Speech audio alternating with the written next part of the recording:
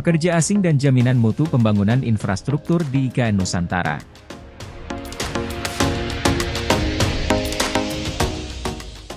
Polemik terkait pekerja asing atau tenaga kerja asing, TKA, yang akan bekerja di proyek pembangunan Ibu Kota Nusantara atau IKN Nusantara menjadi ramai hingga hari ini. Seperti diketahui, Menko Maritim dan Investasi Luhut Panjaitan yang juga Ketua Satgas Percepatan Perolehan Tanah dan Investasi IKN Nusantara menyampaikan keinginannya untuk mempekerjakan TKA di IKN Nusantara. Alasannya untuk menjamin mutu atau kualitas pembangunan infrastruktur di IKN Nusantara. Jumlahnya pun tidak banyak karena levelnya tingkat pengawas.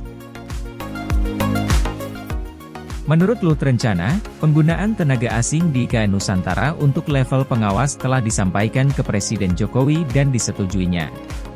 Presiden Jokowi menyatakan, kalau hanya 1-2 yang bisa mengarahkan, mengontrol dan mengawasi, sehingga kualitasnya menjadi lebih baik, kenapa tidak?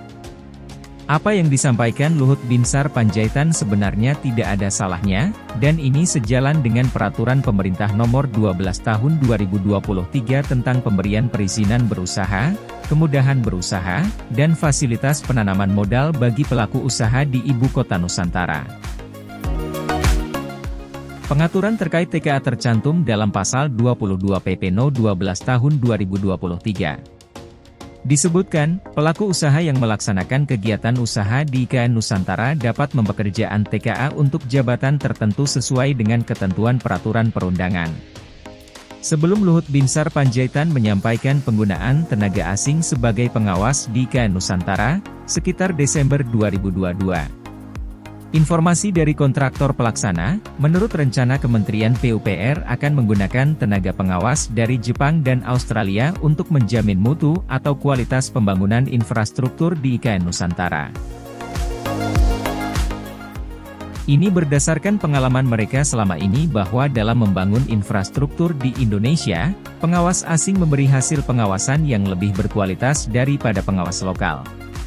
Meski demikian, hingga saat ini kontraktor pelaksana dan konsultan pengawas pembangunan IKN Nusantara masih dilaksanakan oleh tenaga kerja dalam negeri.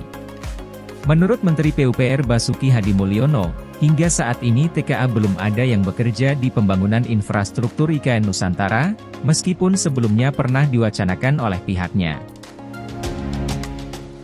Sepertinya yang dimaksud pengawas oleh Luhut Binsar Panjaitan dan Presiden Jokowi adalah pihak ketiga yang akan memastikan kualitas atau mutu dari semua kegiatan pembangunan infrastruktur, baik terkait konstruksi maupun konsultansi.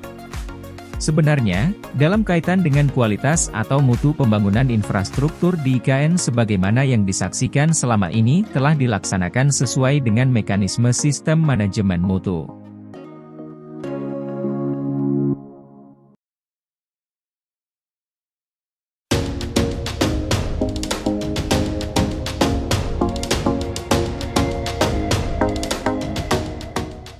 IKN akan dibangun menjadi kota hutan berkelanjutan.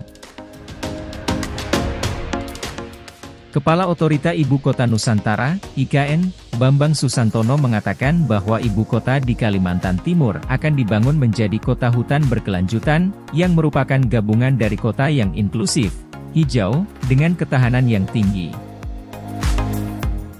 Jadi dari 256.000 hektar area yang akan dibangun untuk IKN, sebetulnya hanya 25% atau sekitar 160.000 hektar yang akan kita bangun menjadi kota, sisanya 65% adalah hutan tropis, yang merupakan kombinasi dari kota yang inklusif, hijau, dengan resiliensi yang tinggi, kata Bambang. Bambang mengatakan, Indonesia sebelumnya telah menjadi negara yang dituduh melakukan deforestasi.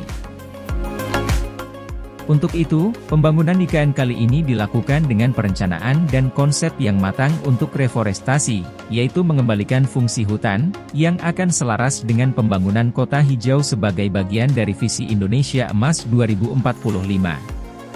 Kami sendiri melihat bahwa IKN adalah singkatan atau abreviasi dari investment, investasi, knowledge, pengetahuan, dan nature, alam.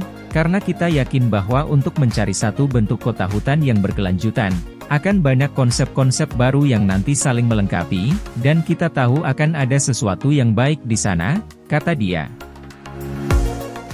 Bambang menegaskan, pembangunan IKN juga sudah terpaut dan sejalan dengan target-target global, yakni komitmen untuk mengatasi perubahan iklim dengan mengembangkan Locally Determined Contribution (LCD), yang merupakan bagian dari National Determined Contribution (NDC), yakni komitmen untuk membangun kota yang rendah karbon dan memiliki ketahanan iklim di masa depan.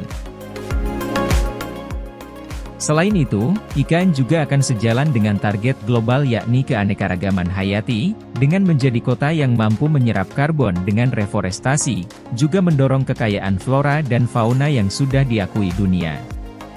Selain itu, Bambang juga menekankan bahwa Nusantara harus menjadi pusat kebudayaan bagi generasi muda di masa depan.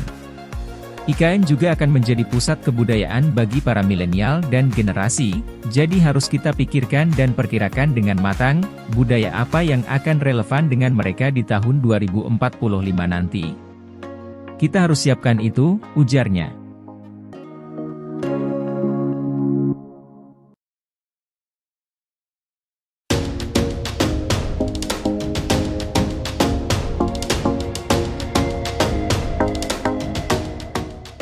Selama ini jadi antitesis Jokowi, Anies Baswedan tegaskan siap lanjutkan pembangunan IKN jika terpilih nanti.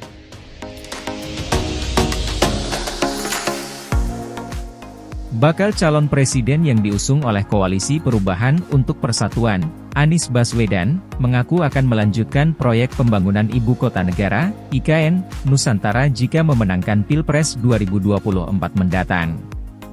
Meskipun selama ini disebut sebagai antitesis Presiden Joko Widodo, Jokowi, Anies memilih untuk tunduk terhadap undang-undang. Saya akan melaksanakan undang-undang, itu sumpah yang harus diucapkan oleh semua yang menjadi pemegang kewenangan, ucap Anies dalam unggahan video di kanal YouTube pribadinya, Anies Baswedan, dikutip Sabtu, 17 Juni 2023. Anies menambahkan, sejatinya kekuasaan berada di tangan rakyat. Jadi, jika sudah ada undang-undang yang menetapkan suatu kebijakan tertentu, mantan Gubernur DKI Jakarta itu menilai bahwa sikap patuh dan tetap melaksanakan amanat undang-undang adalah keputusan yang baik.